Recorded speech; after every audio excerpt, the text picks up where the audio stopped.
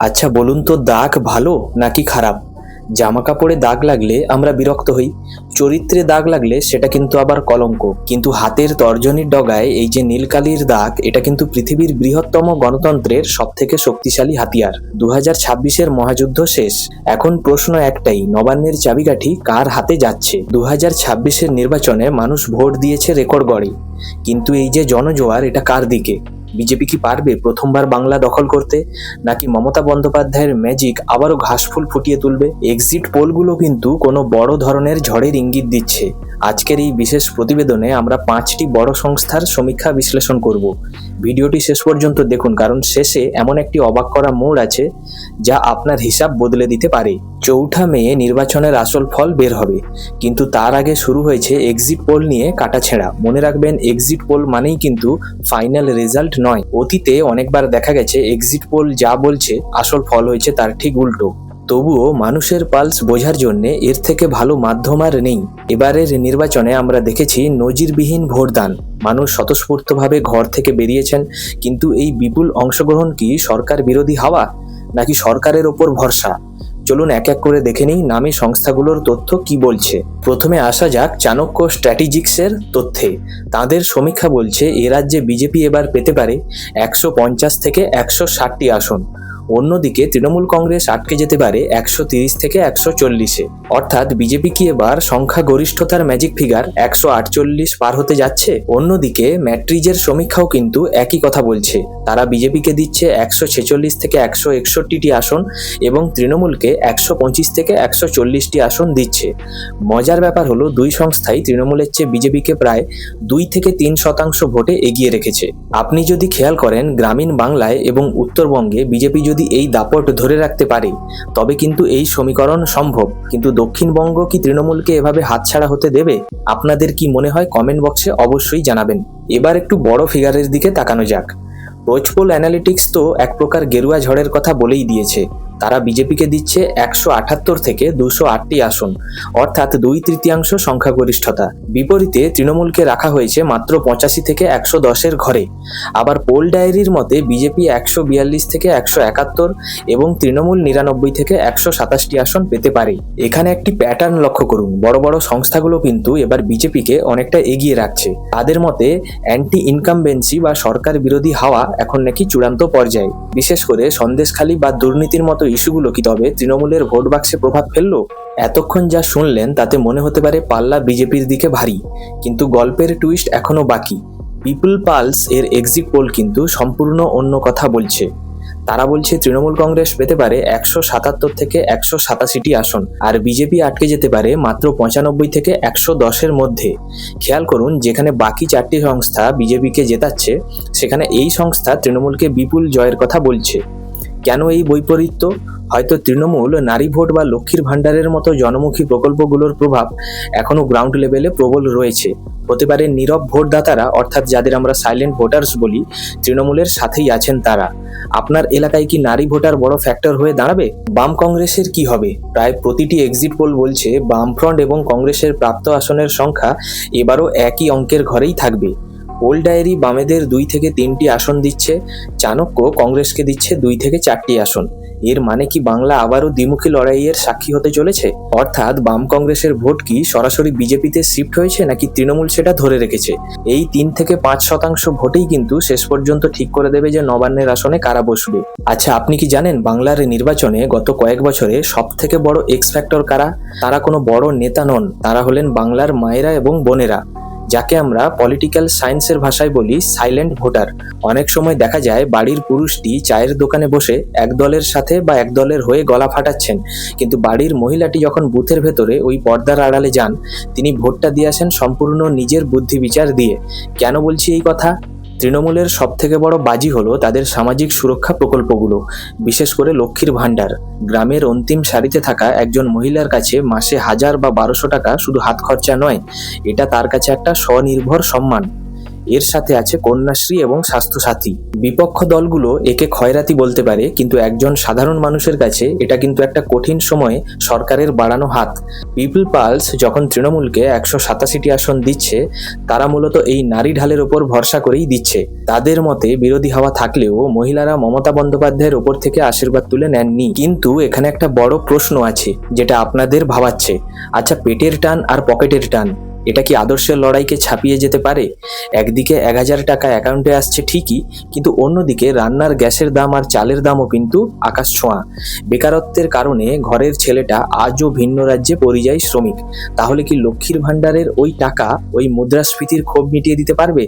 প্রজ্বল বা চাণক্যের মতো সংস্থাগুলো যখন বিজেপিকে এগিয়ে রাখছে, তখন তারা মনে করছে যে বাংলার মানুষ এবার আর শুধু ভাতা নয়, বরং ভবিষ্যৎ আর স্থায়ী রোজগারও খুঁজছে। আপনি কি মনে করেন, আপনার ঘরের লক্ষ্মীরাও কি এবার দিদির ওপরেই ভরসা রাখবেন, নাকি পদ্ম শিবিরে নাম লেখাবেন? আপনার বাড়ির অন্দরমহলের হাওয়া কি বলছে কমেন্টে আমাদের অবশ্যই জানান। এবারের ভোটের দ্বিতীয় এবং সবথেকে বিতর্কিত দিক হলো ভোটারদের মেরুকরণ, উত্তরবঙ্গ বনাম দক্ষিণবঙ্গ। বাংলার এই মানচিত্রটা কি রাজনৈতিকভাবে দুভাগে ভাগ হয়ে গেল? সমীক্ষাগুলো যে ইঙ্গিত দিচ্ছে তা কিন্তু বেশ ভয়ঙ্কর, কারণ একটি রাজ্যের উন্নয়ন যদি ভৌগোলিক বিভাজনের ওপর দাঁড়িয়ে থাকে, তবে সেটা সুস্থ গণতন্ত্রের জন্য খুব একটা সুখকর নয়। প্রথমে আসা যাক উত্তরবঙ্গ ও জঙ্গলমহল প্রসঙ্গে। অধিকাংশ সমীক্ষা বলছে বিজেপি এখানে প্রায় ক্লিন সুইপ করে দিতে পারে। কিন্তু কেন? উত্তরটা লুকিয়ে আছে সিএএ এবং রাজবংশী মতুয়া সমীকরণে। মতুয়া ভোট ব্যাংক কি তবে তৃণমূলের হাত থেকে সম্পূর্ণ বেরিয়ে গেল? সিএএ ইস্যু কি তবে বিজেপির জন্য তুরুপের তাস হলো? জঙ্গলমহল হলো আদিবাসী ভোট এবং উত্তরবঙ্গ হলো চা বলয়ের ভোট। এই দুই জায়গায় কি উন্নয়নের বদলে বঞ্চনার অভিযোগ বড় হয়ে দাঁড়ালো? যদি প্রজ্বল বা ম্যাট্রিজের পূর্বাভাস সত্যি হয়, তবে বুঝতে হবে দক্ষিণবঙ্গের রাজনীতির সাথে উত্তরবঙ্গের মানুষের আবেগের দূরত্ব অনেকটা বেড়ে গেছে। কিন্তু মুদ্রার উল্টো পিঠও আছে। দেখুন, সংখ্যালঘু ভোট যা বাংলার নির্বাচনের ভাগ্য বিধাতা, মালদহ, মুর্শিদাবাদ এবং উত্তর দিনাজপুরে কি তৃণমূল এবার তাদের আধিপত্য ধরে রাখতে পারলো? এখানে কিন্তু একটা বিশাল টুইস্ট আছে।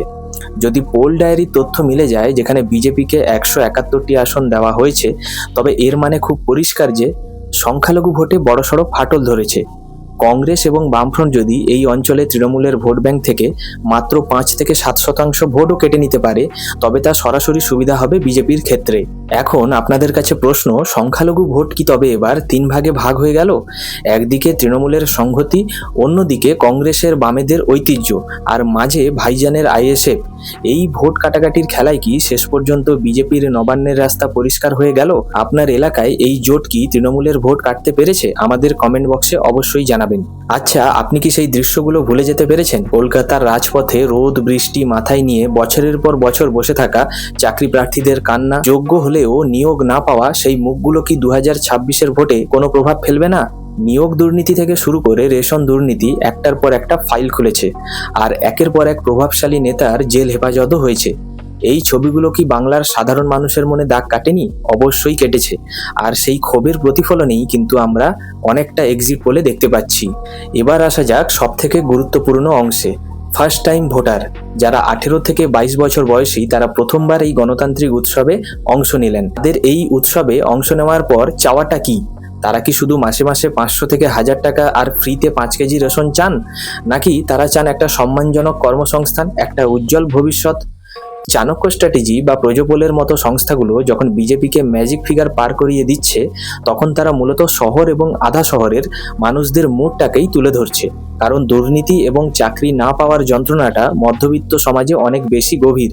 যুব সমাজের এই নীরব বিদ্রোহ কি তৃণমূলের পায়ের তলার মাটি সরিয়ে দিল? আপনাদের কি মনে হয়, দুর্নীতি কি কেবল টিভির খবরের বিষয় হয়ে গেল, নাকি ব্যালট বক্সে এর যোগ্য জবাব দেওয়া হয়েছে? আপনার আশেপাশে কি এমন কোনো যোগ্য যুবক আছেন যিনি যোগ্যতা থাকা সত্ত্বেও হতাশ? আর সেই হতাশা কি ভোটের ফলাফলে দেখা যাবে? এখনই কমেন্ট করে আমাদের মতামত অবশ্যই জানান। 4 মে নবান্নে যে দলই বসুক, সবুজ আবির উড়ুক বা গেরুয়া, পশ্চিমবঙ্গের মানুষের জন্য নতুন সরকারের কাছে আমাদের 5টি মৌলিক দাবি থাকবে। স্বচ্ছ নিয়োগ ব্যবস্থা, রাস্তায় বসে থাকা যোগ্য চাকরি প্রার্থীদের চোখে মুখে যেন হাসি ফেরে। নিয়োগ প্রক্রিয়ায় রাজনীতির রং সরিয়ে মেধা যেন তার দাম পায়। শিল্প ও স্থায়ী কর্মসংস্থান, শুধু ছোট ছোট প্রকল্প বা ভাতার উপর নির্ভর না করে সরকারকে বড় মাপের শিল্প আনতে হবে। বাংলার ছেলেমেয়েরা কেন অন্য রাজ্যে গিয়ে শ্রম দেবে? ঘরের ছেলে কেন ঘরে থেকে কাজ করবে না? আইন ও সুরক্ষা। ভোট মিটে গেলেই কেন হিংসার ছায়া দেখবে বাংলা? নতুন সরকারের প্রধান দায়িত্ব হবে রাজনৈতিক মতপার্থক্যগুলো ভুলে প্রতিটি নাগরিকের নিরাপত্তা সুনিশ্চিত করা। শিক্ষা ও স্বাস্থ্য ব্যবস্থার আধুনিকরণ। গ্রামের একদম প্রান্তিক মানুষটিও যেন সরকারি হাসপাতালে সেরা চিকিৎসা পায় এবং সরকারি স্কুলের পরিকাঠামো যেন বেসরকারি স্কুলের সাথে পাল্লা দিতে পারে। এবং পঞ্চম হলো বিভাজনীয় উন্নয়ন। উত্তরবঙ্গ হোক বা দক্ষিণবঙ্গ, উন্নয়নের সুষম বন্টন যেন হয়, কোনো অঞ্চল যেন নিজেকে বঞ্চিত বলে মনে না করে। বাংলার এই হাই ভোল্টেজ নির্বাচনে আমরা যখন বিজেপিকে আর তৃণমূলকে নিয়ে ব্যস্ত, তখন আড়াল থেকে কারোর খেলা কি আমরা মিস করে যাচ্ছি না? ভুললে চলবে না বাম এবং কংগ্রেসের কথা। যদিও সিট পাওয়ার দৌড়ে এবং আসন সংখ্যায় তারা অনেক ক্ষেত্রেই পিছিয়ে, কিন্তু ভোট শতাংশের হিসাবে তারা কিন্তু পশ্চিমবঙ্গের এখনও কিংমেকার না হলেও গেম প্লেয়ার কিন্তু অবশ্যই হতে পারে। অর্থাৎ নিজেরা না জিতলেও অন্যের জয়ের স্বপ্ন কিন্তু অনায়াসেই ভেঙে দিতে পারে। একটু পেছনের ইতিহাস দেখুন। 2019 এবং 2021-এর ট্রেন্ড বলছে বামেদের ভোট ব্যাংক যত ধসেছে বিজেপির লাভ তত বেড়েছে। বিজেপির সেই 18 থেকে 77-এর উত্থান কিন্তু হয়েছিল বামেদের হাতছাড়া হওয়া ভোটেই। কিন্তু 2026-এ এসে আমরা কি দেখছি? যদি বাম কংগ্রেসের জোট এবার তাদের ভোট শতাংশ 10 থেকে 12% পার করতে পারে, তবে সেটা কিন্তু তৃণমূলের জন্য বড় বিপদ। কারণ এবার বামেরা অনেক বেশি আক্রমণাত্মক।